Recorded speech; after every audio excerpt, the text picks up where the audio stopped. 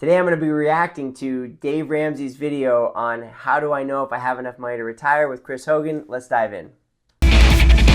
Today's question comes from Dominic in New Jersey, and he asks, how much or a rule of thumb should be my target for retirement? My current goal is to achieve around $3 million before the age of 62 to 67, depending upon my retirement medical benefits. I currently max out my 401k and have a Roth IRA, but still feel like it won't be enough.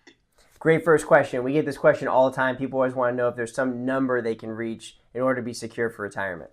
Is there an ideal amount? Well, here's the reality, Dominic, is we've developed a free tool that is going to help you with this. It's called the RIQ, the Retire Inspire Quotient, a free tool, once again, at my website, chrishogan360.com, that will help you understand your ballpark number, but it'll take it a step further, my friend, and show you how much you need to be investing to get there. Okay, now, I went and took this retirement IQ on the website, okay? Now, first thing it asked me was about what they call dream. They want to know about my lifestyle, like did I select family or travel or things like that. They want to know what my current income is, my time until retirement, my ideal amount, where they want to know what my current income is and the income I want in retirement, which is my ideal amount.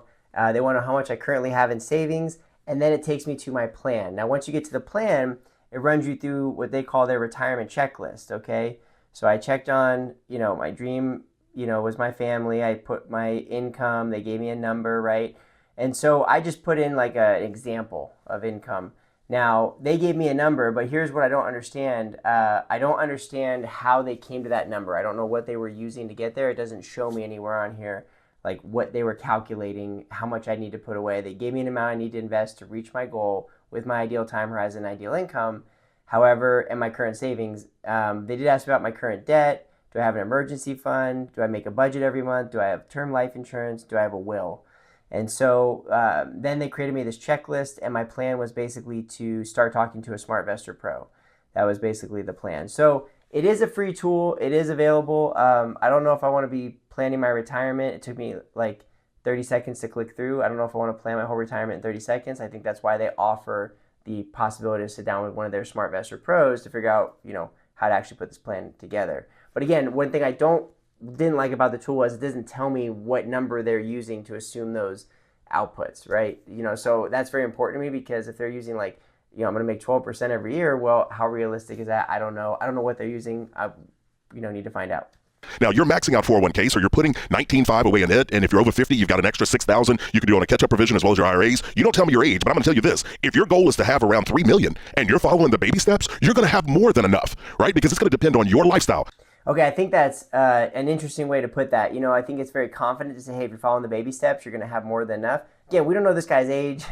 There's a lot we don't know about this scenario for Dominic, and without knowing his age, how can you say that following the baby steps is going to be the right way to go? Now, he says he's following the baby steps, and he says he's on a good track, and he's got a lot of wealth saved already, which is good. But I don't know. Without knowing his age, it's really hard to make any type of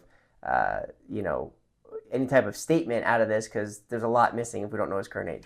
But the average household income in America is just under $60,000, 59 and some change. And so if you save 15% of that from age 30 to age 70, you would have about $8 million in a good mutual fund. If I'm half wrong, you still got double what you're projecting. Okay, now here's where Dave Ramsey makes a very common misstep, and this is where his retirement expert host could probably jump in if he's really a retirement expert, okay?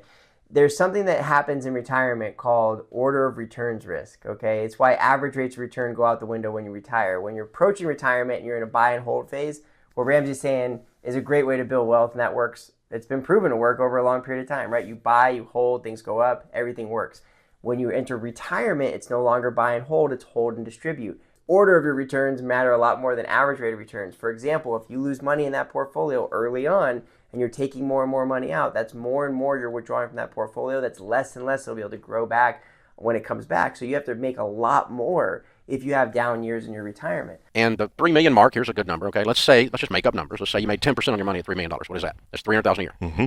If you made 10%, you could pull $300,000 a year off and not touch the $3 million, just the golden eggs, but don't touch the goose. If you pulled off 8%, that'd be $240,000. So as long as you think you can live on that, then $3 million will be enough. So what's interesting is Ramsey makes this reference to the eggs and the golden goose. What's funny about that is when you look at retirement, one of the classic symbolism and stories is the story of the annuity, which is the golden goose, the goose that lays the golden eggs, the eggs being the income that you get every single year, the goose being the base, what he's referring to as your base of what you've saved in your nest egg. But when annuities use the goose and the golden egg analogy, they're saying that the annuity is what produces the golden egg, which is the income, which is what you need to have that security in retirement. The trick is to try to have a nest egg that you can live off of the money that it creates the way you're willing to invest it without touching the egg. That's right. I keep mixing the metaphor up here, but don't crack and scramble the nest egg, or don't shoot. Now, again, why is that important, right? Are you saving that money for long-term care? Is it in alignment with you to leave that money to somebody for inheritance? Like, what's the point of building up a big bucket of money and then never touching it? You know, why would that be the purpose of creating wealth over the course of 40 years, right? Don't you want to touch it and enjoy it? I don't know. Again, we're making a lot of assumptions because we don't really know what this person's objectives are, their situation. This is why these little segments can be dangerous sometimes, is because you're getting a really small snippet of information with a lot of advice. And so it's hard to put that into context. Let's keep going with this, though. Don't shoot the goose that's laying the golden eggs, is another way of saying it. The principal amount, your base amount, is your goose. And, you know, you leave that as an inheritance. If you want to burn through it, you can burn through it. It's your money. Do whatever you want. But you can create a perpetual motion machine. Okay, so Dave references right there, hey, look, it depends on your objective. Do whatever you want. That's great, right? Now he's saying a perpetual motion machine. What's funny about that, again, is that's really in retirement when you're looking to create income. An annuity is a perpetual machine that's going to generate income. He's referring to it as earning off your portfolio. Again, there's nothing wrong with making interest and taking that interest. We all want that, right? Like, that's why we buy things that make interest.